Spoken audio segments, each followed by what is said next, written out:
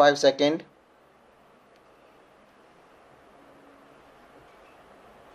Start. Sir, we in Parliament are being asked to endorse the proclamation. At the same time, we have not been furnished with the report which the Governor had sent to the President. Now, how can we give our verdict on a matter of such importance until and unless all the material fact warranting the proclamation under Article 356 of the Constitution are placed before us? Yesterday, the Honorable the Home Minister said that this report contained only certain facts and figures with regard to the party position in the dissolved Andhra Assembly. In that case, what is the objection to placing that report before us? It would not give us anything particularly new except certain arrangement of figures made by the Governor of Andhra with a view to advising the President as to the course he should take. We submit that his report contained something else.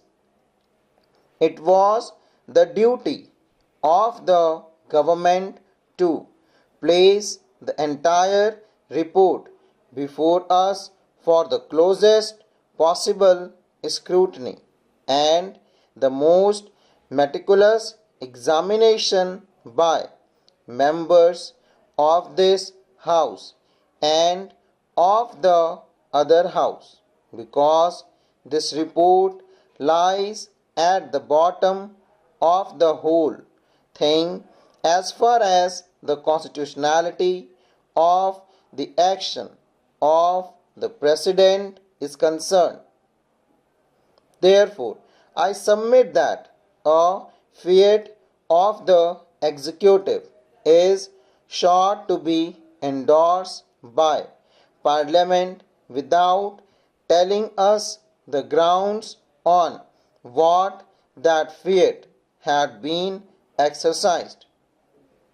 Constitutionally, this is improper.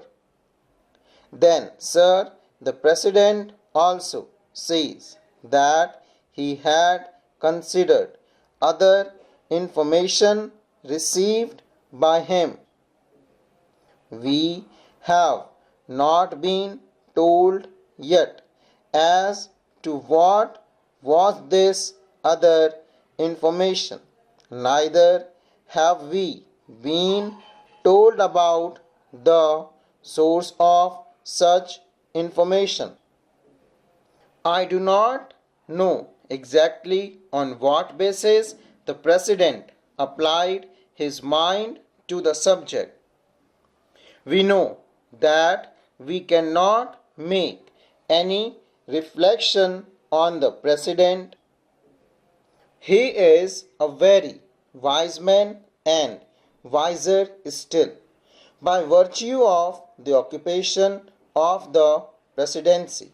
But I think we can call in question whether his mind had been rightly applied in a matter of such great importance and national concern. Our contention is that the President has not been in a position to apply his mind fairly and squarely to this subject, because the report which had been submitted to him had been perversed, distorted, and false. Our contention also is that the other report which had been submitted to him and not fully objective and truthful.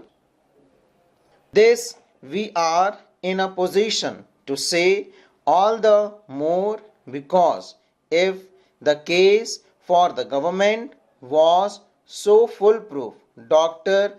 Kudzu would have been the last person to without his report from us. I think that something is wrong in the report and maybe the members of the House, having looked at the reports, would have discovered certain facts which do not go to justify the case that the government has sought to make out in support of the proclamation.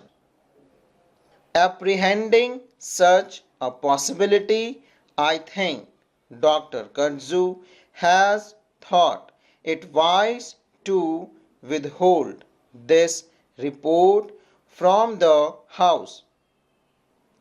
Have done it, he asked us to endorse almost blindfold a measure which is described as undemocratic even by certain members of the Congress party. Many constitutional points have been touched. It has been sought to be made out in this House that this is the best democratic step that the government could take. We say this is not at all a democratic step which has been taken. We are supposed to have a parliamentary system. We must have our own conventions. We have got our own constitution, but we are told time and again in this house and in the other house that there are the British constitution and their parliamentary practice which one should imitate. Now imagine a situation of this sort of in England.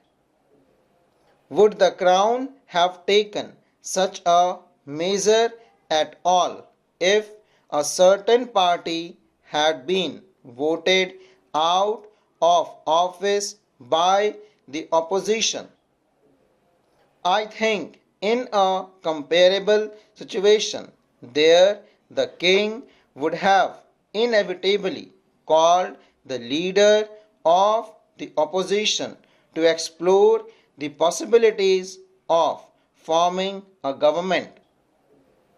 Without doing it, he would have never taken recourse to extraordinary measures like this.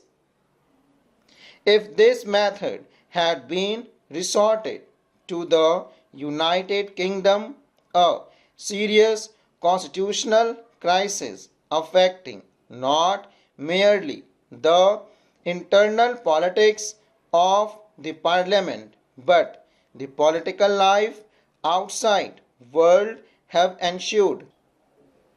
In France, for instance, there are many parties. No party by itself enjoys an absolute or a comfortable majority. What happens there? Ministry is formed and there we find the president take upon himself the responsibility of exploring ways and means of finding whether any particular party or any leader of any party is in a position to present a government which would command the confidence of a certain majority in the Chamber of Deputies.